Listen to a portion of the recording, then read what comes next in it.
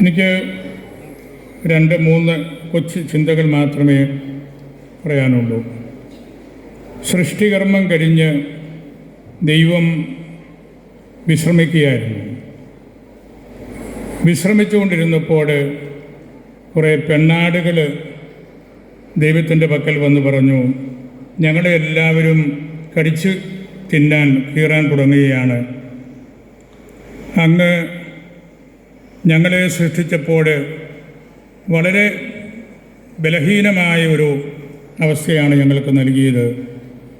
അവർ പറഞ്ഞു, മുട്ടാടുകൾക്ക് കൊമ്പുണ്ട്, കരടികൾക്ക് ശക്തിയുള്ള കാലുണ്ട്, സിംഹത്തിന് നല്ല പല്ലുണ്ട്, ആനയ്ക്ക് നല്ല ശരീരമുണ്ട്, പക്ഷികൾക്ക് ചിറകുണ്ട്, ഞങ്ങൾക്ക് മാത്രം ഒന്നുമില്ല. അപ്പോൾ ദൈവം പറഞ്ഞു, നമുക്കെന്താണ് തിരുത്തൽ കൊണ്ടുവരേണ്ടത്? ദൈവം ചോദിച്ചു, നിങ്ങൾക്ക് നല്ല മൂർച്ചയുള്ള പല്ലുകൾ തരട്ടെ? അപ്പോൾ അവർ പറഞ്ഞു, വേണ്ട, ഞങ്ങൾ മറ്റുള്ളവരെ കടിച്ചു കയറുന്നവരാണെന്ന് അവർ പറയും. എന്നാൽ നഖങ്ങൾ നൽകട്ടെ എന്ന് ദൈവം വീണ്ടും ചോദിച്ചു. അവർ പറഞ്ഞു, വേണ്ട, നഖം ക്രൂരതയുടെ ഒരു അടയാളമാണ്. എന്നാൽ നിങ്ങളുടെ ശിരസിൽ കൊമ്പുകൾ നൽകട്ടെ എന്ന് ചോദിച്ചു. അപ്പോൾ പറഞ്ഞു, വേണ്ട, ഞങ്ങളുടെ ആംഗളമാർക്ക് അതുണ്ടല്ലോ. എന്നാൽ വിഷം നൽകാം എന്ന് ദൈവം പറഞ്ഞു. അപ്പോൾ അവർ പറഞ്ഞു, വേണ്ട, കാണുന്നവരെല്ലാം ഞങ്ങളുടെ അടുക്കൽ നിന്ന് ഓടിയകലും. അവസാനം ദൈവം പറഞ്ഞു, നിങ്ങളെ ഞാൻ ആദത്തിൻ്റെ അടുക്കൽ അയക്കാം. അദ്ദേഹം നിങ്ങൾക്ക് നല്ല പുറംകുപ്പായം നൽകും.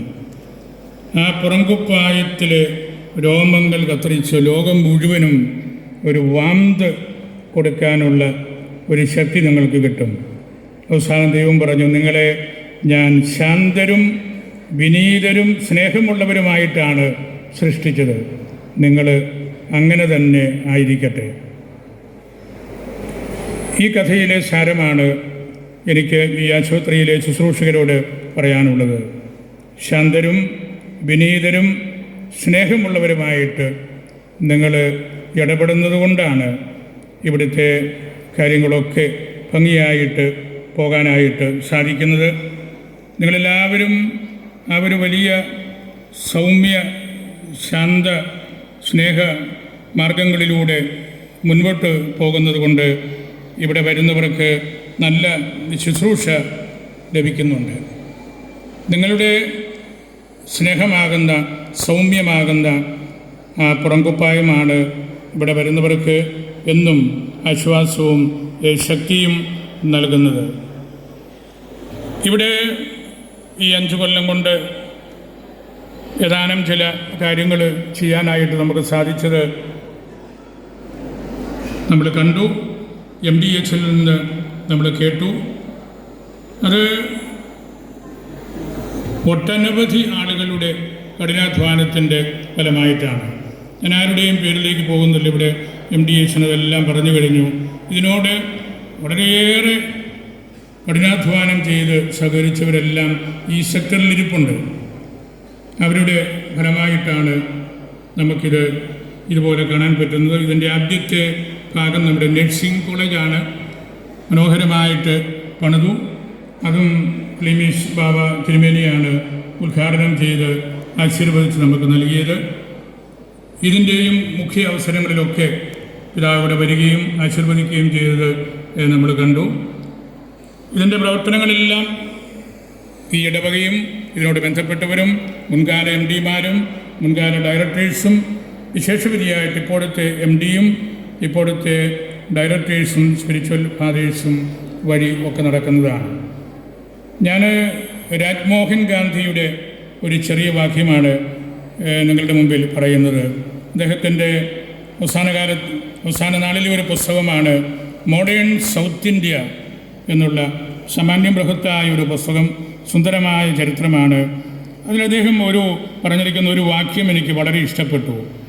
If the weaving of this cloth is mine, ഈ പുസ്തകമാകുന്ന ഈ തുണി നെയ്തെടുത്തത് ഞാനാണെങ്കിൽ, if the weaving of this cloth is mine, most of the threats that constitute it were produced by you. നിങ്ങളുടെ ഓരോരുത്തരുടെയും കഠിനാധ്വാനമാകുന്ന ആ നൂലുകളാണ് ഇവിടെ ചേർത്ത് വച്ചിരിക്കുന്നത്. അദ്ദേഹം സൗത്ത് ഇന്ത്യയെക്കുറിച്ചുള്ള ബൃഹത്തായ ഹിസ്റ്ററി എഴുതി അവസാനിച്ചപ്പോൾ പറഞ്ഞ കാര്യമാണ്. അതാണ് എനിക്കും പറയാനുള്ളത്. നിങ്ങൾ ചെയ്ത കഠിനാധ്വാനത്തിൻ്റെ ഫലം ഞാനിതിലെ വല്ലപ്പോഴും വന്ന് കണ്ട് കേട്ട് പോകുന്നു എന്ന് മാത്രമേ ഉള്ളൂ. അങ്ങനെയുള്ള വലിയൊരു കൂട്ടായ്മയുടെ ഫലമായിട്ടാണ് വലിയൊരു സിനർജി, അനേകരുടെ എനർജി കൺസോളിഡേറ്റ് ചെയ്ത് ഒന്നിപ്പിച്ചെടുക്കുന്ന ആ ഒരു കാര്യമാണ് ഇവിടെ ഈ മണ്ണിൽ നടന്നത്. ആദ്യ ആദ്യകാലത്ത് മുതൽ നല്ലക്കാട്ടച്ഛനും ഇതിൻ്റെ അടിസ്ഥാന എഞ്ചിനീയറായ മോഹൻ സാറുമൊക്കെ ഇതിൻ്റെ ആദ്യ ദിവസം മുതൽ ഇതിൽ നടന്നപ്പോൾ മുതൽ ഞാൻ കൂട്ടത്തിലുണ്ടായിരുന്നു. പക്ഷേ അവരുടെ എല്ലാം വലിയ കാഴ്ചപ്പാടുകളും പിന്നീട് അതിന്മേൽ അധ്വാനിച്ചവരും ഇതിൻ്റെ സ്ട്രക്ചറൽ പെർഫെക്ഷനിലേക്ക് വന്നപ്പോൾ പിഞ്ഞാലീച്ചനും പുലിത്താനത്ത് മലയച്ചനും ആണ് അതിൻ്റെ കാതലായിട്ടുള്ള കാര്യങ്ങളെല്ലാം ചെയ്തത്. അവരെല്ലാം ഞാൻ പ്രത്യേകമായിട്ട് ഓർക്കുന്നു. ഈ ഒരു ആംബിയൻറ്റിലേക്ക് നമ്മളെ കൊണ്ടുവന്ന കണിയാമ്പടിക്കലിച്ചൻ ഉൾപ്പെടെ ഉള്ളവരെല്ലാം ഇവിടെയുണ്ട്. അങ്ങനെ കഠിനാധ്വാനത്തിൻ്റെ ഫലമായിട്ട്, പ്രാർത്ഥനയുടെ ഫലമായിട്ട് നിങ്ങളുടെ അധ്വാനങ്ങൾ ഇവിടെ കൂട്ടി യോജിപ്പിച്ചു എന്ന് മാത്രമേ ഉള്ളൂ. ഇപ്പോൾ ലേറ്റസ്റ്റായിട്ട് നമ്മൾ ചെയ്തുകൊണ്ടിരിക്കുന്നതും അതുതന്നെയാണ്. നമ്മൾ ബൃഹത്തായ ഒരു ക്യാൻസർ ഇൻസ്റ്റിറ്റ്യൂട്ടിൻ്റെ പണികൾ ആരംഭിച്ചിരിക്കുകയാണ്. നമ്മളുടെ സഭയുടെ വലിയ പിതാവ് ആശീർവദിച്ച കല്ല് നമ്മൾ പ്രാർത്ഥിച്ച് ഇട്ട് 3 മാസമായിട്ടുണ്ട് പണികളാണ്. ബഹുമാനപ്പെട്ട ഇരഞ്ചരേച്ചനാണ് പ്രോജക്റ്റ് ഡയറക്ടർ. അദ്ദേഹത്തിൻ്റെ നേതൃത്വത്തിൽ ആ പണികൾ നന്നായിട്ട് നടക്കുന്നത് നിങ്ങൾ ഇതിനോടകം ഇവിടെ കണ്ടു കാണും. മെഡിക്കൽ വേൾഡിൽ നമുക്ക് പുതിയ വീക്ഷണങ്ങളും പുതിയ നിലപാടുകളും ആവശ്യമാണ്. മിഷേൽ ഫുക്കോയുടെ കീർത്തി കേട്ട ഒരു ഗ്രന്ഥമാണ് madness and civilization, a history of insanity in the age of reason. ഈ ആധുനിക കാലഘട്ടത്തിലെ കാര്യങ്ങളെല്ലാം എടുത്ത് അനലൈസ് ചെയ്ത് മാഡ്നെസ് ആൻഡ് സിവിലൈസേഷൻ, സമചിത്തത നഷ്ടപ്പെട്ട, സൊബ്രൈറ്റി നഷ്ടപ്പെട്ട ഒരു പറ്റം ആളുകളുടെ കൂട്ടമായിട്ട്, ഭ്രാന്തി പിടിച്ച സമൂഹമായിട്ട് അദ്ദേഹം ആളുകളുടെ അന്തരംഗത്തെ വിശേഷിപ്പിക്കുകയാണ്. ആ കൂട്ടത്തിൽ തന്നെ കടമെടുത്തതുപോലെയുള്ള ഭ്രാന്തായിട്ട് മദ്യവും മയക്കുമരുന്നും എല്ലാം കൂടി ചേർക്കപ്പെടുന്നു. അവിടെ അദ്ദേഹം നമ്മെ ഓർമ്മിപ്പിക്കുന്ന ഒരു എക്സ്പ്രഷനാണ് ലോൺലിനെസ് എപ്പിഡെമിക്സ്. ആധുനിക കാലത്തിലെ ഏറ്റവും വലിയ രോഗം ലോൺലിനെസ് എപ്പിഡെമിക്സ്. ബന്ധം കുറയുന്നവർ, വീട്ടിനുള്ളിൽ സംസാരിക്കാത്തവർ, സഹപ്രവർത്തകരുമായിട്ട് ബന്ധപ്പെടാത്തവർ, മേലധികാരികളുമായിട്ട് ബന്ധമില്ലാത്തവർ, ഗ്രാസ് റൂട്ട് ലെവലിൽ ബന്ധപ്പെടാത്ത മേലധികാരികൾ, അങ്ങനെയുള്ള ലോൺലിനെസ് അനുഭവിക്കുന്ന ഒരു പറ്റം ആളുകളുണ്ട്. അങ്ങനെയുള്ള ഒരു സംവിധാനത്തിൽ മെഡിക്കൽ സയൻസിൻ്റെയും ചികിത്സാ രീതികളുടെയും ഒക്കെ സംവിധാനങ്ങൾക്ക് തന്നെ വലിയ മാറ്റങ്ങൾ ഉണ്ടാകണം എന്നത് നമുക്ക് എല്ലാവർക്കും അറിയാം. പരിശുദ്ധ പിതാവ് എപ്പോഴും പറയുന്ന ഒരു കാര്യമാണ്, we are not living in an era of change but a change of era. എല്ലാ കാര്യങ്ങളെയും ഒന്ന് റീഡിഫൈൻ ചെയ്യത്തക്ക രീതിയിൽ പരിശുദ്ധ പിതാവ് പഠിപ്പിക്കുകയാണ്. പിതാവിൻ്റെ വാക്കുകളാണ്, എക്കോ ഫ്രണ്ട്ലി ഹോസ്പിറ്റൽസ് വേണം, പേഷ്യൻ്റ് ഫ്രണ്ട്ലി ഹോസ്പിറ്റലായിരിക്കണം, ഫാമിലി ഫ്രണ്ട്ലി ഹോസ്പിറ്റലായിരിക്കണം, ക്ലെൻലിനെസ് ഫ്രണ്ട്ലി ഹോസ്പിറ്റലായിരിക്കണം, ക്വാളിറ്റി ഫ്രണ്ട്ലി ഹോസ്പിറ്റലായിരിക്കണം, ഗോസ്പൽ ഫ്രണ്ട്ലി ഹോസ്പിറ്റലായിരിക്കണം, ഹ്യൂമാനിറ്റേറിയൻ ഫ്രണ്ട്ലി ഹോസ്പിറ്റലായിരിക്കണം. പരിശുദ്ധ പിതാവിൻ്റെ വാക്കുകളാണതെല്ലാം. അങ്ങനെയുള്ള കാഴ്ചപ്പാടുകളൊക്കെ നമ്മൾ കണ്ടെത്തുമ്പോഴാണ് ഒരു ഹോസ്പിറ്റലിന് അതിൻ്റെ വാല്യൂ സിസ്റ്റത്തിൽ നിലനിൽക്കാനും മുമ്പോട്ട് പോകാനും സാധിക്കുന്നത്. Journeying with a hospital is not an easy road but a difficult climb. വളരെ ബുദ്ധിമുട്ട് പിടിച്ച ഒരു മലകയറ്റം തന്നെയാണ്. ഇവിടെ മരുന്ന് സാങ്കേതികമായിട്ടുള്ള ഇംഗ്ലീഷ് മരുന്നുകൾ മാത്രമല്ല, ആയുർവേദവും ഹോമിയോപ്പതിയുമുണ്ട്. ആ കൂട്ടത്തിൽ നമുക്ക് നല്ല ഒരു സ്പിരിച്വൽ കെയറിങ് ഇവിടെ ഉണ്ട്.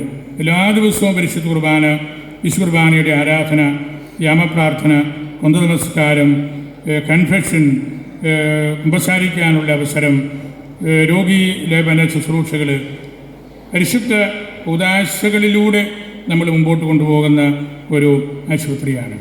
അതാണ് അതിൻ്റെ ഏറ്റവും നല്ല ഒരു മുഖം എന്ന് പറയാൻ ഞാൻ ആഗ്രഹിക്കുകയാണ്. നമ്മൾക്ക് എല്ലാവരും എന്തെങ്കിലും മരിക്കുമല്ലോ. നല്ല ഒരു മരണത്തിന് ഒരുക്കാനുള്ള വ്യക്തികളെ ഒരുക്കാനുള്ള പാലിയേറ്റീവ് കെയർ പോലെയുള്ള ശ്രദ്ധയും നമ്മൾ സാധിക്കുന്ന വിധത്തിലെല്ലാം ചെയ്യുന്നുണ്ട്. നമ്മുടെ മധ്യ തിരുവിതാംകൂർ എല്ലാ തരത്തിലും ഒരു നല്ല ബന്ധമുള്ള സ്റ്റാൻഡേർഡുള്ള സ്ഥലമാണ്. അത് സഭാപരമായിട്ടും രാഷ്ട്രീയമായിട്ടും സാംസ്കാരികമായിട്ടും മറ്റ് സാമൂഹ്യക്ഷേമ പ്രവർത്തനങ്ങളിലുമെല്ലാം.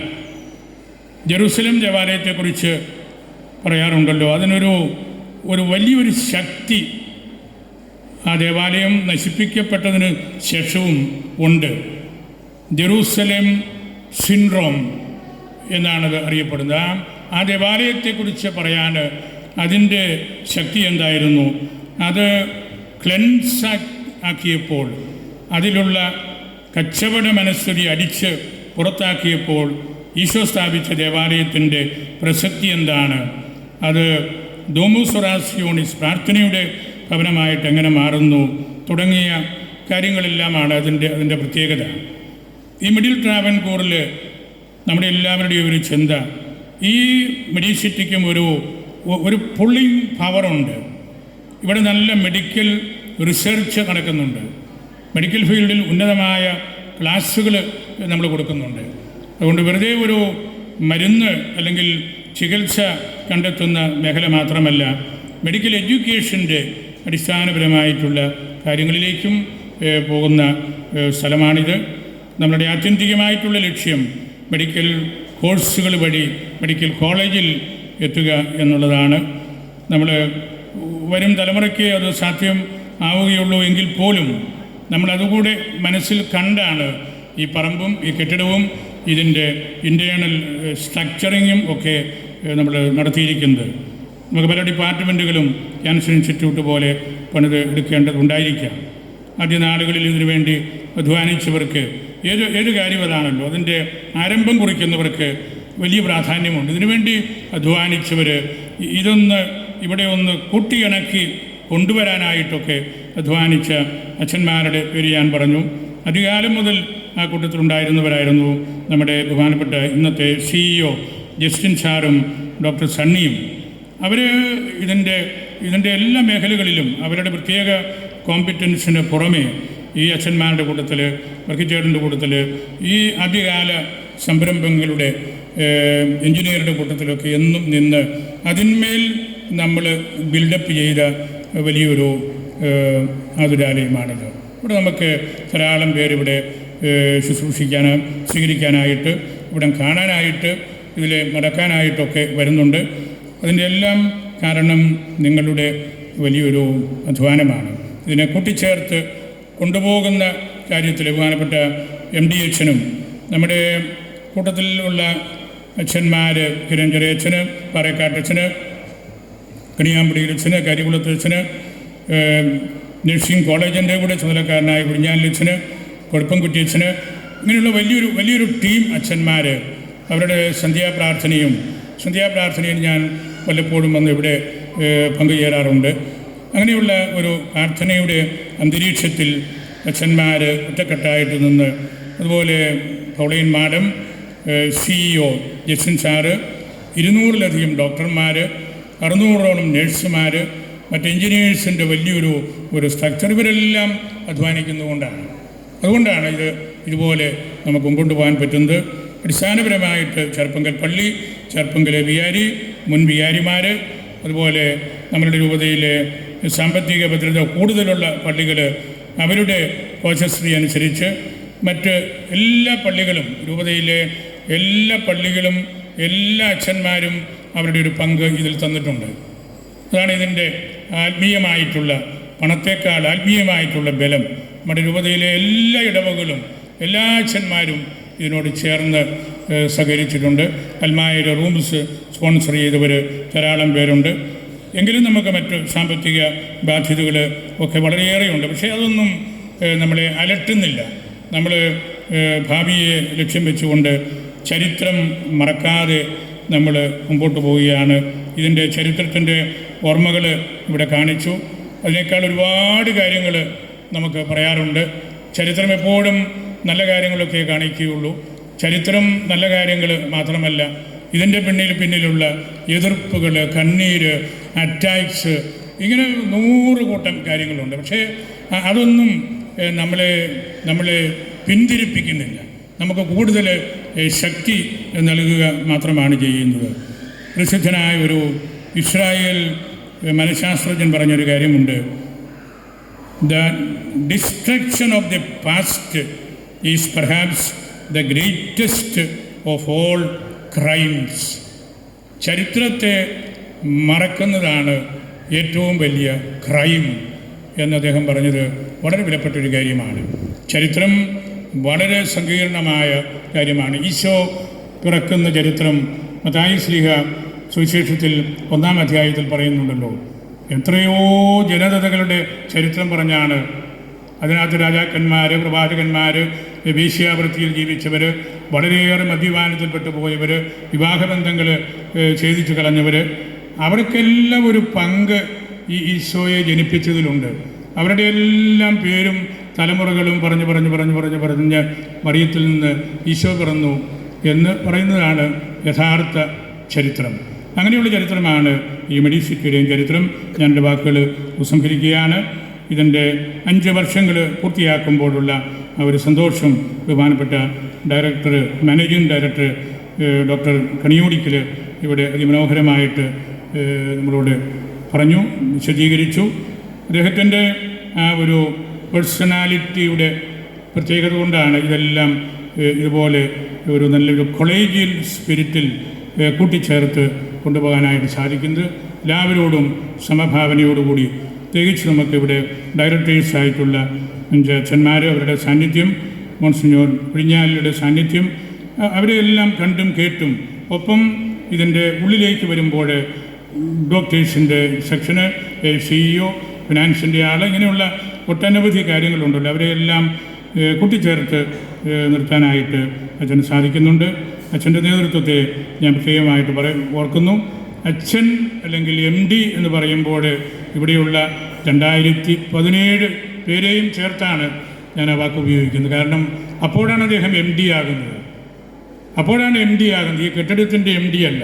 ഇവിടെയുള്ള 2017 സ്റ്റാഫ് മെമ്പേഴ്സിനെ കൂട്ടി യോജിപ്പിച്ച് അദ്ദേഹം പ്രവർത്തിക്കുമ്പോഴാണ് അദ്ദേഹം MD എന്ന പേരിന് തികച്ചും അർഹനാകുന്നത്.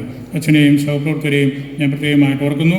നമുക്ക് ഏറ്റവും ആദരണീയനായ ബാബ തിരുമേനിയുടെ സാന്നിധ്യം നമുക്ക് കൂടുതൽ ഉണർവും ഉന്മേഷവും നൽകും.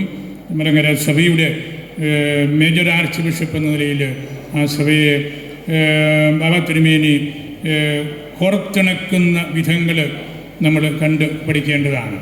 ആ അപ്പസ്തോലിക പൈതൃകത്തോട് ചേർന്ന് നിന്നുകൊണ്ട്, ആ ദൈവാരാധനക്രമത്തോട് ചേർന്ന് നിന്നുകൊണ്ട്, ആ സഭയിലെ എല്ലാ അൽമായരെയും വൈദികരെയും കൂട്ടിച്ചേർത്ത് ഒറ്റക്കെട്ടായി നിന്നുകൊണ്ട് രാവ് കൊടുക്കുന്ന, വലിയ മെത്രാപ്പോലീത്ത കൊടുക്കുന്ന ആ നേതൃത്വം മലങ്കര കത്തോലിക്ക സഭയ്ക്ക് മാത്രമല്ല, നമുക്കും ഇതര ക്രൈസ്തവ സഭകൾക്കും മറ്റ് മതവിഭാഗക്കാർക്കും ഉപകാരപ്പെടുന്നുണ്ട്. ബാബ തിരുമേനിക്ക് ഇതര മതസ്ഥരോടുള്ള ബന്ധവും നമുക്കറിയാം. അദ്ദേഹം CBCയുടെ പ്രസിഡൻ്റായിരുന്നു. ഇപ്പോൾ KCBCയുടെ പ്രസിഡൻ്റാണ്. കേരളത്തിലെയും ഇന്ത്യക്കകത്തുമുള്ള സാമൂഹ്യ വിഷയങ്ങളിലൊക്കെ ബാബ തിരുമേനി ഇടപെടുകയും അതിന് പരിഹാരം കാണുകയും അദ്ദേഹത്തിൻ്റെ അറിവും വിശുദ്ധിയും നേതൃത്വവും നമ്മുടെ സർക്കാർ പോലും ഒട്ടനവധി അവസരങ്ങളിൽ അംഗീകരിച്ചിട്ടുള്ള കാര്യമാണ് നമുക്കൊക്കെ അറിയാം.